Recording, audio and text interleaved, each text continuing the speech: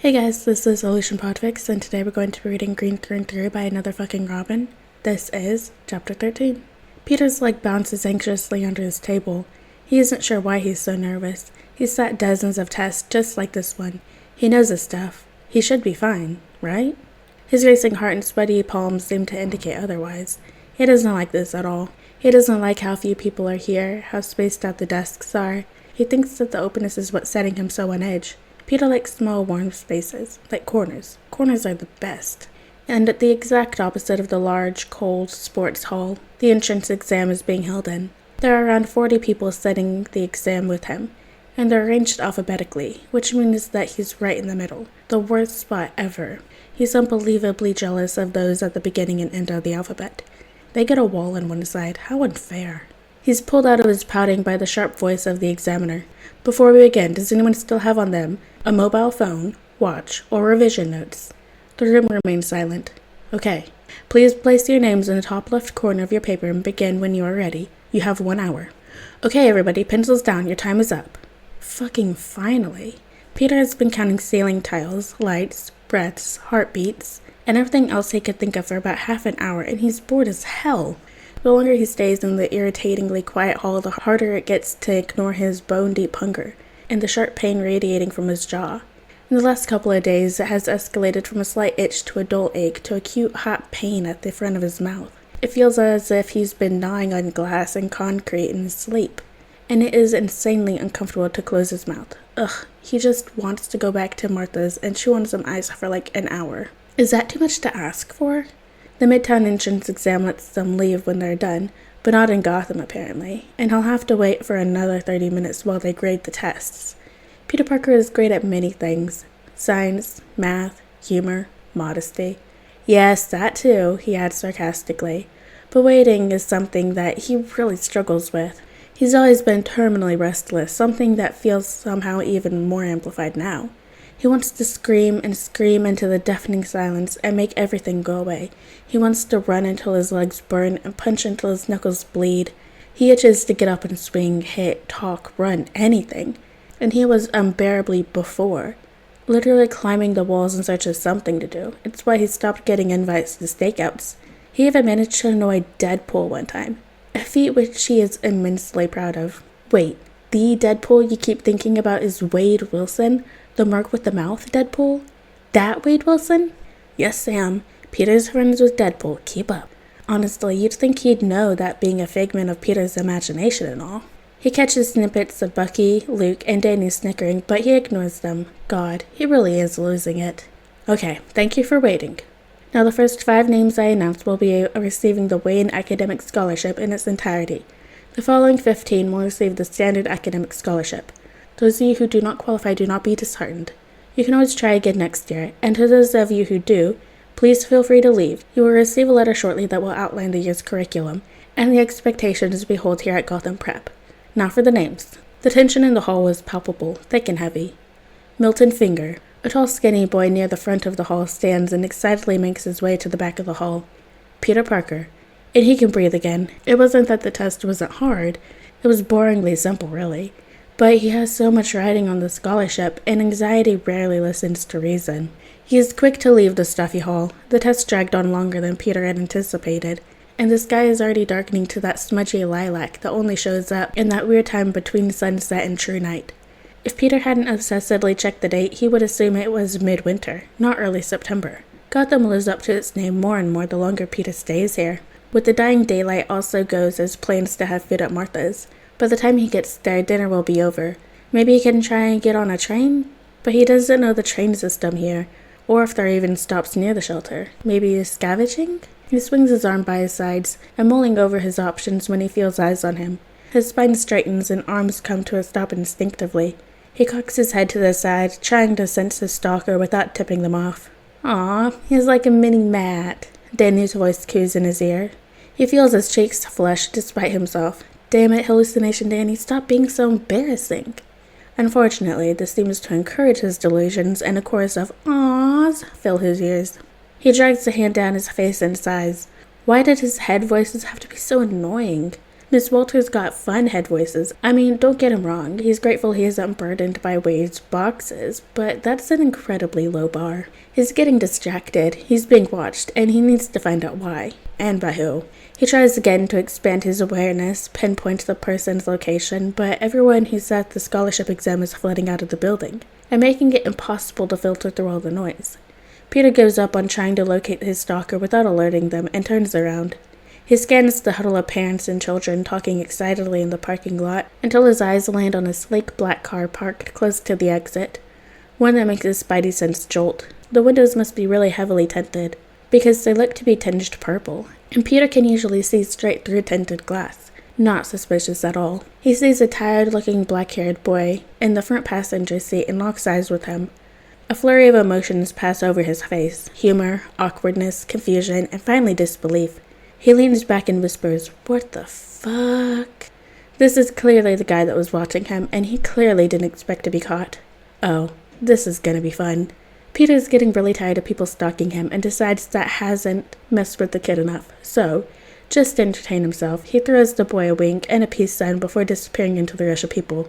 He snickers to himself as the confused sputterings of the boy drifts to his ears. Hunger pangs suck. They rack through him and leave his stomach all twisted up and tense, and every time one hits, he stumbles and trips over air. Parker luck, he guesses at first, but the longer he strolls around Gotham, the more he thinks that this universe has a personal vendetta against him. There is no logical reason for Peter to have been an attempted mugging victim 9 separate times. Like, good God, what is in the water here? It's getting really, really annoying to evade muggers when he can barely walk. What is up with that anyway? You haven't been eating enough. 2 meals a day isn't enough for a growing kid. Yeah, Pete, especially with your metabolism. Wait, what? Metabolism? Lord, this hallucination Sam sure is slow on the update. Peter needs to eat twice-ish the amount of food than your average teen, though that number may have risen since the last time he checked, seeing as he feels significantly more spidery post-green. He just hopes he doesn't have to eat his own body weight in food like a spider. In this economy? Please. Sam's faltering words and exasperations fill his brain, and he gets the distinct feeling that he's waving his hands around. His mind's eye fills with the image of Sam Wilson's face badly photoshopped onto the lipstick in my Valentino white bag vine. It's probably the starvation or the sleep deprivation, but he starts giggling under his breath. Eat! Wow, Sam, you are truly brimming with wisdom. Sam sighs deeply. Just eat something, twerp. He sighs internally. Fine. Scrounging for food in Gotham is unreasonably difficult, especially in this area. Signs say he's in Coventry. It's not as fancy as downtown near the Wayne Tower and Town Hall, but still too stuck up to give food to a crime alley kid, apparently. He's been asking nicely and everything, but most shop owners wave their guns at him and shout for him to get the fuck off their property, or stop loitering, you mangy bastard. Some of them even go as far as to throw stuff at him to get him to leave. It's safe to say that he clears off pretty quickly, especially after feeling emerald-tinged desperation clutch his throat and whisper unspeakable things in his ears. Eventually, he stops asking for leftovers somewhere in between getting chased with a broom and the 10th mugging attempt. So he walks dejectedly through the grimy streets, gnawing at his fingers to try to contain the hunger and ease the burning throb in his gums. He doesn't register crossing the bridge out of Midtown, or his legs carrying him back towards the Bowery. He does, however, notice the increased alertness of his spider sense, switching from cautious, aware, risky to run, fight, hide, and realizes that he must have crossed back into Crime Alley. He starts sticking to the shadows and back alleys more, hoping to avoid the numerous gangs that populate the area. He's too hungry to think about fighting his way out of a clown brawl again, and his healing factor has taken a serious hit because of his food situation. Bruise from 3 days ago still visible on his cheek. That was really fun to explain to Miss Barbara. A stab of pain sends him stumbling into a dumpster. He leans against the cold metal and tries to breathe past the painful hunger clawing at his stomach. Oh, kid. Shut up. He needs everyone to just shut up for like 2 minutes. 2 minutes come and go, and Peter is still leaning against the dumpster, trying to regulate his breathing. This sucks. He needs to eat something. The amount of calories his body is burning walking to Martha's in the library every day, while also healing his bruised face, is just too high for what he's eating, and it's killing him. He needs to eat something now. His eyes lazily scan the alley he's on for what? He doesn't even know. A kid selling Girl Scout cookies? In Gotham, there's a 50-50 chance they'd be poisoned anyway. Who's he kidding? He'd totally eat poison Girl Scout cookies. Unfortunately, no Girl Scout spontaneously appears in the alley. Peter knocks his head back against the dumpster in defeat, accidentally denting the metal. What is up with his strength these days? He's been consciously reminding himself to hold back every time he touches something for 2 days. He hasn't had to do that since he first got bit. He doesn't want to think of what he could do to a human skull if he, on the brink of starvation and without even trying, almost dented a hole in this dumpster. Wait, dumpster. Bingo! He turns around and scrambles up the dumpster, too distracted to remember to use his sticky powers. He opens up the lid, maybe a little too enthusiastically. Most of the hinges are still attached, and that's what really matters, and leans his entire torso into the trash. Ah, sweet, sweet rubbish smell. Oh, how he's missed this. It reminds him of Matt and Clint. For some reason, the Russians and the tracksuits both have a habit of chucking not quite dead vigilantes in dumpsters. It is endlessly amusing to taunt them about smelling like week old garbage, especially because Peter never gets chucked into dumpsters. He only ends up waist deep in trash voluntarily, thank you very much. I'm pretty sure that's worse. Potato, potato. That's not how you use that phrase. Yeah, well, what do you know, Sam? Yes, Sam, what do you know? I hate both of you. Peter gives Bucky a mental high five. He takes a big whiff of the dumpster, a sentence he never wanted to say, much less reenact, and tries to pinpoint the freshest food stuff. His nose leads him to a takeout container half filled with fries. Thank the Lord. He goes to grab it when the door to the bar? It smells intensely like alcohol. That the dumpster presumably belongs to opens, and out comes a lady humming along to a tune. Shit. What does he do? Panic, panic, panic, panic, panic. Can't think. Work on instinct. Peter drops the fries and jumps into the dumpster, falling waist deep in trash and moldy food.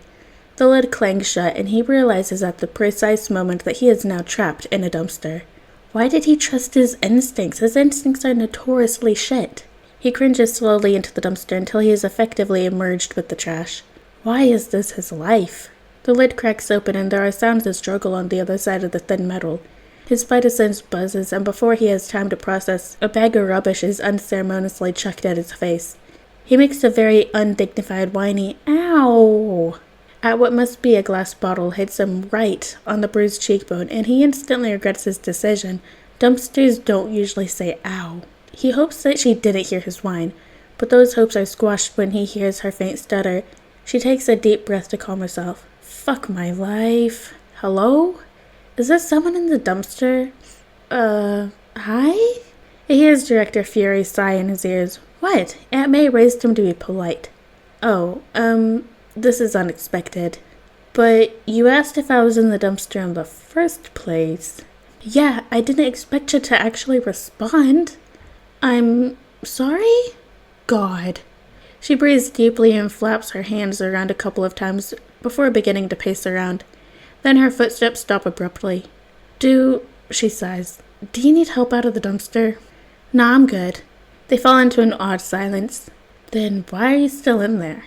Oh, yeah, that actually makes a lot of sense now. He gets the distinct feeling that Fury is rubbing the bridge of his nose, and that Loki is bonking his head on a wall.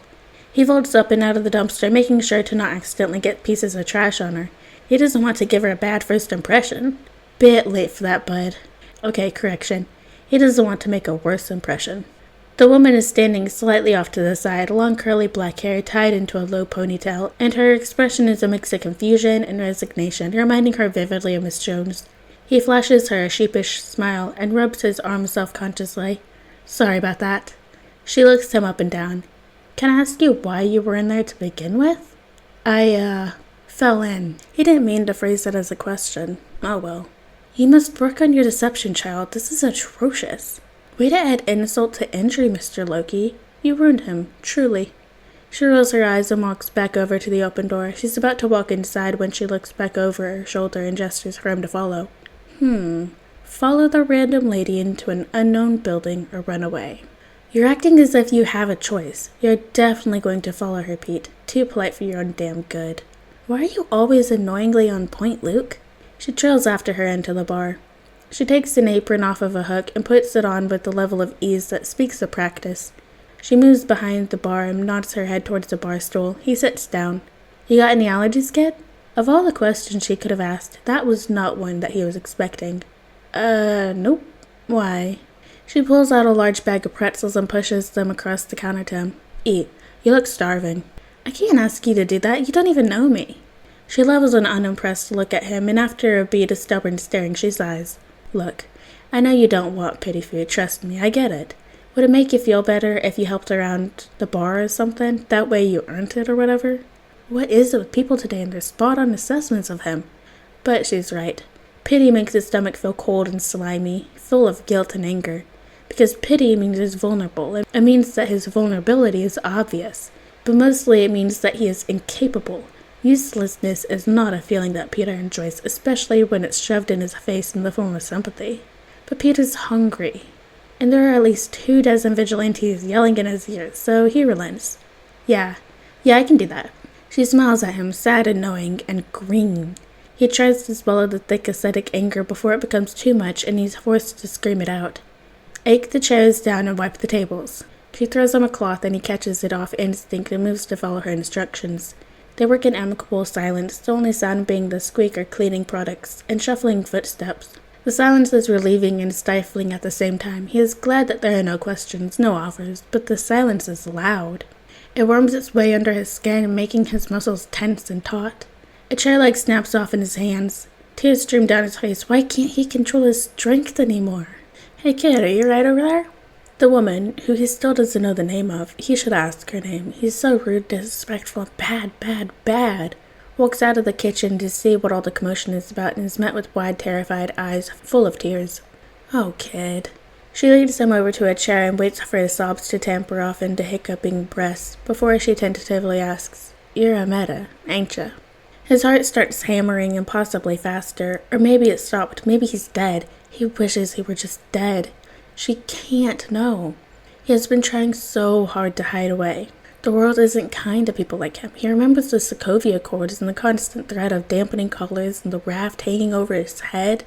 He remembers Kitty calling him crying over the phone, voice hoarse from sobbing because she was attacked at school and wasn't allowed to fight back under fear of being imprisoned for life. He remembers lending her couch to Doreen because she had nowhere else to stay, because she had friends in S.H.I.E.L.D. and that meant that the government knew where she lived and she didn't feel safe. He doesn't know this woman. She could do so many things to him with this information. He doesn't care that she didn't set off his spider sense once. She seems to sense his fear. Don't worry, kid. I won't tell a soul. If he weren't so scared, he would level a disbelieving glare her way. She rests her elbows on the bar and sighs. My cousin Aaron is a meta. He could sense when something was gonna go wrong, but Aaron was reckless, is reckless. He caught the attention of the bats in a bad way, and I haven't seen him since. She looked at him with brown eyes filled with anger. It isn't nice being like you, especially in Gotham. You gotta be safe out there, kid. Make sure the bats and the gangs don't get you. You're a good one, I can tell, but Gotham breaks you down. Don't let it get to you. He scrubs furiously at his damp cheeks with the cuff of his jumper. He doesn't know why he's still crying. His spidey sense and her heartbeat assure him of her earnestness. If he squints, she even glows a faint, reassuring orange. But the tears won't stop coming, and he doesn't know why. She pats his shoulder gently and pushes the abandoned bag of pretzels towards him. He starts eating them, feeling far too self-conscious and hungry to just leave them be. It gets an approving hum out of her. Slowly but surely, his jaw unclenches and his heart rate settles back to a steady pace. When he finally feels himself again, he looks around the bar and finds it filled with patrons. He finds his time quietly observing them. It's entertaining in a morbid kind of way. There are a few rowdy ones yelling and waving their hands, goading and laughing in that drunken way. Most of them drink quietly in shadowed corners, cleaning guns or knives, speaking in hushed tones. Almost all of them wear clothing that marks them as affiliated with one gang or another. But despite that, they seem to mix without a fuss at the bar, like some sort of unspoken truce.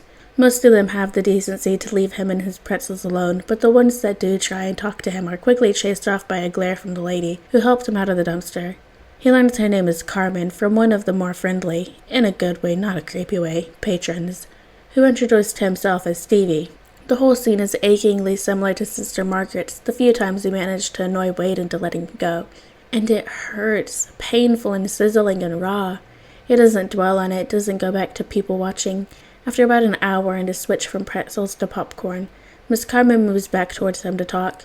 You should probably get going to where you stay soon. Bar gets rowdy after 10. That's when the button pulls open and everyone starts yelling. You can stay, of course, if you don't got nowhere, but if you're gonna leave, best leave now, before the assholes in the shadows start getting cocky. But kid, she makes sure he's paying attention. Keep the snacks. Peter is sitting on the roof of the bookshop, legs swinging happily over the edge, fingers covered in pretzel dust and salt, when he hears gravel crunching behind him. His spider sense isn't going off though, so he isn't too worried. He's too tired to really care. Damn kid, we gotta stop meeting like this.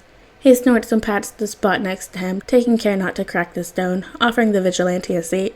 Nightwing stays where he is though. Yeah, I'd rather you step away from the edge. I wasn't gonna jump. Then stepping away from the edge should be a piece of cake. He rolls his eyes and hopes he was never this annoying as Spider-Man. Sir, yes sir, he says with a stiff salute, rolling off the edge and onto the roof. Nightwing chuckles and sits down crisscross next to him. What are you doing here, Nightwing? What do you mean? In Gotham, on this roof, with me. Don't you have even more important things to do? Nightwing seems to think over the question before replying. I'm in Gotham for a case, and on this roof because you are important. Peter rolls his eyes. Yeah, super duper important. So mega instrumental to this world that he literally shouldn't exist. No one here even knows his name. Important his ass.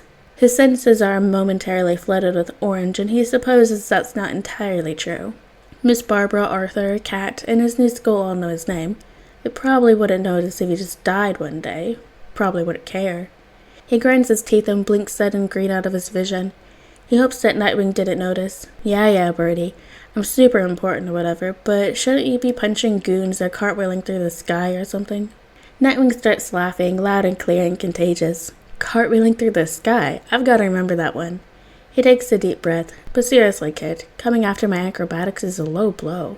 Peter quirks an eyebrow at the vigilante. Forgive me if I'm not worshipping the ground you walk on, but I haven't seen you do anything particularly impressive. Nightwing's mouth opens comically wide and places a hand over his heart. I'll show you impressive. He pushes himself into a handstand before using his hands to do a 360 spin jump, landing on one arm with a flourish. Peter gives a polite round of applause, but Nightwing cocks his head to the side, playfully annoyed. What, not good enough for you? Peter smirks and copies Nightwing flawlessly before saying, No, not really. Nightwing's domino mask widens and he breaks into a blinding grin. Oh, you are so on. Alright guys, and that is the end of chapter 13 of Green Through and Through by another fucking Robin. I hope you guys liked it, and I'll see you next chapter.